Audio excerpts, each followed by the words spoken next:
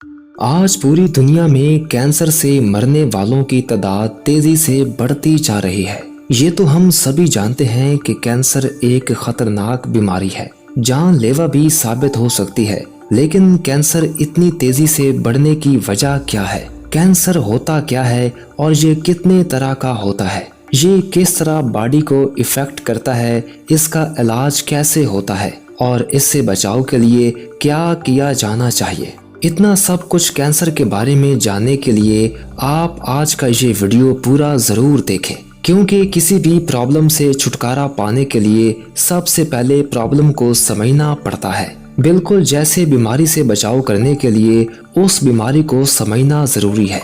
और आज का ये वीडियो बनाने का मकसद भी यही है कि कैंसर के बारे में वो सारी जरूरी बातें आप जान सकें, जिनके जरिए आप अपनी और अपनों की सेहत को बेहतर रख सकते हैं। इसलिए वीडियो में आखिर तक बने रहिएगा।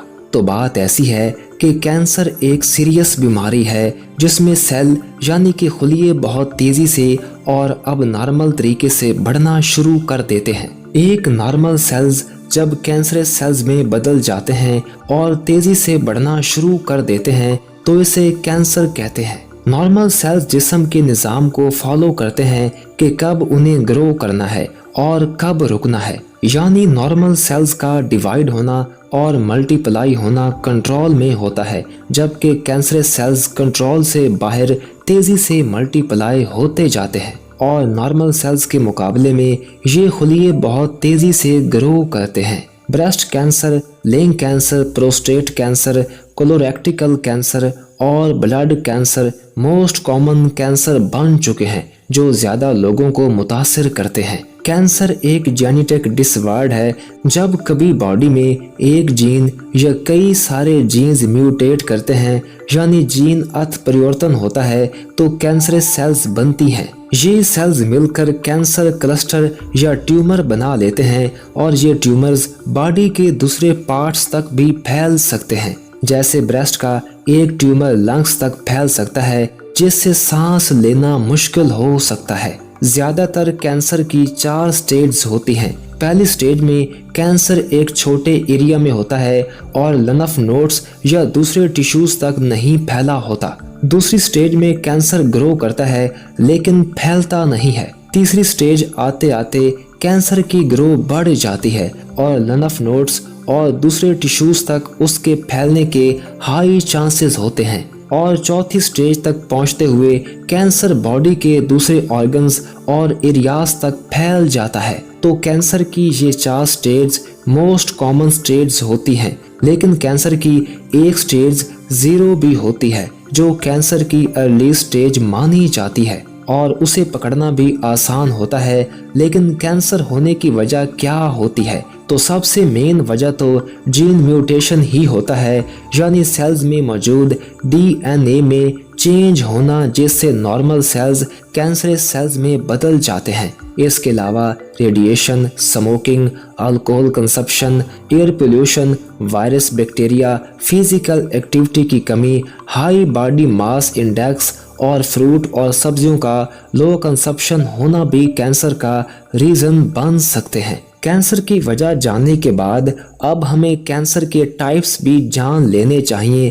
कैंसर बहुत तरह का होता है, यानी इसके बहुत सारे टाइप्स होते हैं, लेकिन मोस्ट कॉमन टाइप्स ये होते हैं। नंबर 1 पर है कार्सिनोमा। ये कैंसर की मोस्ट कॉमन फॉर्म होती है और ये एपिथेलियल सेल्स को इफेक्ट करती है। ये सेल्स इंटरनल ऑर्गन्स या स्किन की लाइनिंग बनाती है। Lung cancer, skin cancer, pancreatic cancer और ओवेरियन कैंसर इसी तरह के कैंसर होते हैं। कार्सिनोमा भी कई तरह का होता है, जैसे एडिनव कार्सिनोमा।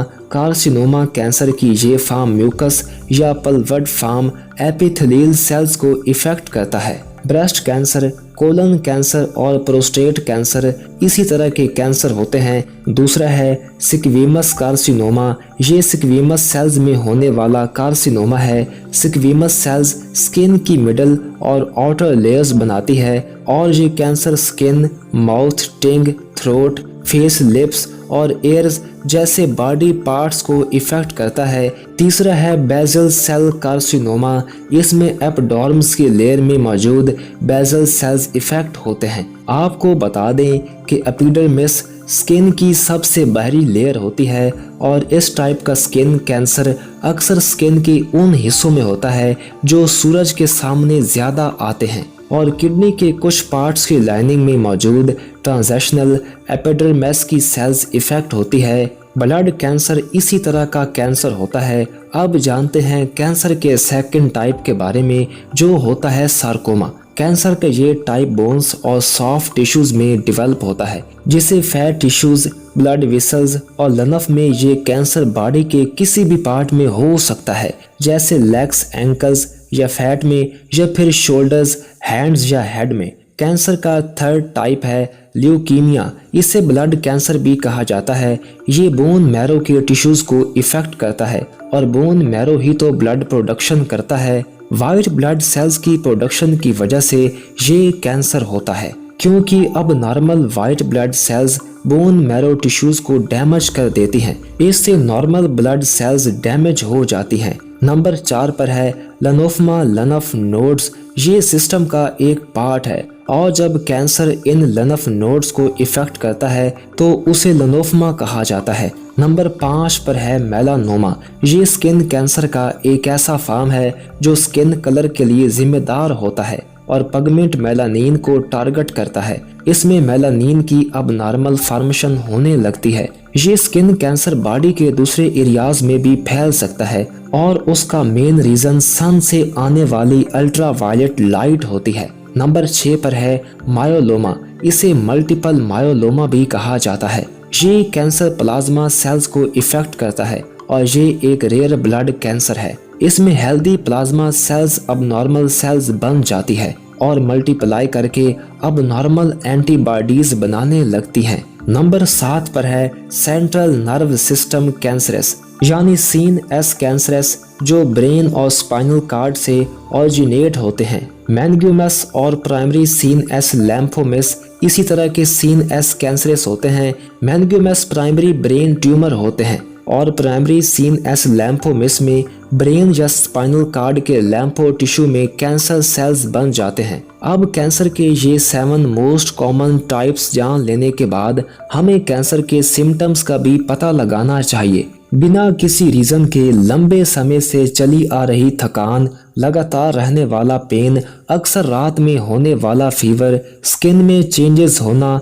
खासकर मोल्स यानी तलों का शेप और साइज बदलना और नए मोल्स होना कैंसर की शुरुआती और कॉमन सिम्टम्स होते हैं। अगर इन्हें ट्रीट ना किया जाए तो फिर सीरियस सिम्टम्स नजर आने लगते हैं, जैसे आसानी से ब्लीडिंग हो जाना, स्किन के नीचे ऐसी गांठें बन जाना जो दूर न हो, सांस लेने में और निगलने में तकलीफ होना। इन सिम्टम्स के बेस पर ही कैंसर का डायग्नोसिस होता है। आइए इसके बारे में जानते हैं। डॉक्टर पेशेंट का फिजिकल एग्जामिनेशन करते हैं और सिम्टम्स को जानने के बाद फैमिली मेडिकल हिस्ट्री के बारे में जानते हैं और ज़रूरत के हिसाब से ब्लड टेस्ट, इमेजिंग टेस्ट और बाईपासेस करते हैं। कैंसर डायग्नोस के लिए ब्लड टेस्ट कई तरह के हो सकते हैं, जैसे complete blood count tumour markers और blood protein test. Complete blood count blood cells को मेजर और काउंट करता है। ट्यूमर मार्कर्स टेस्ट के जरिए ऐसे सब्सटेंसेस का पता लगाया जाता है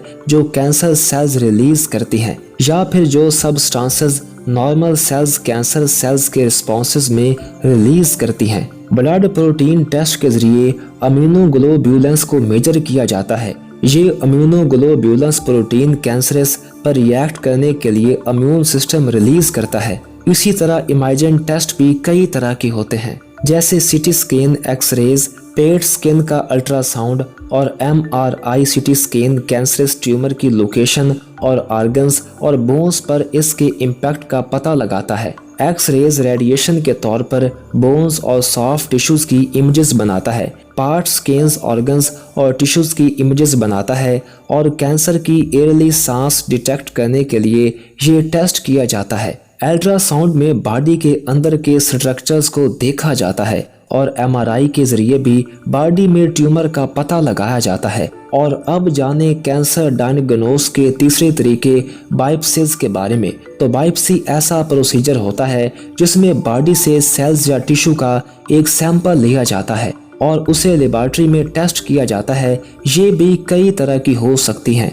जैसे नीडल बायोप्सी जिसके जरिए ब्रेस्ट कैंसर किया जाता है, स्किन बायोप्सी स्किन कैंसर को डायग्नोस करने के लिए स्किन का एक स्मॉल सैंपल इस बायोप्सी में लिया जाता है, और एंडोस्कोपिक बायोप्सी जिसमें एक एंडोस्कोप के जरिए बॉडी के अंदर देखा जाता है। इसके लिए स्किन में एक स्मॉल कट करके एक इंस्ट्रूमेंट इंसर्ट किया जाता है और एंडोस्कोपिक पतली फ्लेक्सिबल ट्यूब होती है जिसमें कैमरा लगा होता है। और साथ में कैंसर के मामले जिस तेजी से बढ़ते जा रहे हैं, इसमें ये बहुत जरूरी हो गया है कि हम सब हेल्दी लाइफस्टाइल को फॉलो करें, अपनी फिजिकल और मेंटल हेल्थ का ध्यान रखें, अच्छा खाएं, खुश रहें और सूरज की हार्मफुल रेज से स्किन को प्रोटेक्ट करना भी जरूरी समझें।